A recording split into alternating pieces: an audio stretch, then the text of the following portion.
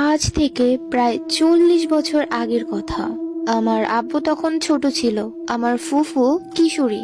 এক রাতে আমার আব্বু টয়লেটের প্রয়োজনে আমার ফুফুকে নিয়ে বাহিরে যায়। গ্রামে যেমন হয় আর কি, সন্ধ্যার পরপরই ঘরে চলে যায় সব লোকজন, এলাকাটা নীরব হয়ে যায়। তেমনই ছিল সময়টা। সে সময় হারিকেনের প্রচলন ছিল খুব। সেই হারিকেনের মিটি আলো জ্বালিয়ে আমার ফুফু আব্বুর থেকে কিছুটা দূরে একটা ফাঁকা জায়গায় অপেক্ষা করছিলেন। বেশ কিছুক্ষণ যাওয়ার পর ফুফু লক্ষ্য করেন পশ্চিম দিক থেকে একটা দানবের মতো উঁচু বিশাল দেহের বস্ত্র, যার সারা দেহে স্বর্ণালঙ্কার চকচক করছে, সেটা একটা বৃদ্ধ মহিলার বাড়ির সামনে এসে গায়েব হয়ে যায়। ফুফু এই ঘটনাটি দেখে আব্বুকে নিয়ে সেখান থেকে দ্রুত বাড়িতে চলে আসেন। 2. আমাদের গ্রামে একজন বৃদ্ধ মহিলা ছিল। তিনি অনেক ধার্মিক, সবাই তাকে শ্রদ্ধা করেন এবং তিনিও সবাইকে ভালোবাসেন। তিনি গ্রামের মহিলাদেরকে ধর্ম সম্পর্কে জ্ঞান দিয়ে থাকেন, সব সময় নামাজ কালাম নিয়েই থাকতেন। তিনি ব্যক্তিগত খুব মিশুক মানুষ, সবার সাথে খুব সহজেই মিশে যায়। কিন্তু একটা সময় গ্রামের কিছু মহিলা তাকে দেখে ভয় পেতে শুরু করে, তার সাথে কেউ মিশতে চান না।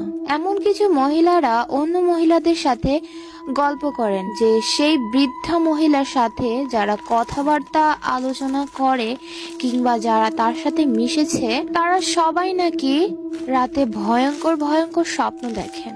স্বপ্নে দানব দৈত্যর মতো বিশাল আকৃতির কিছু তাদেরকে ধাওয়া করে।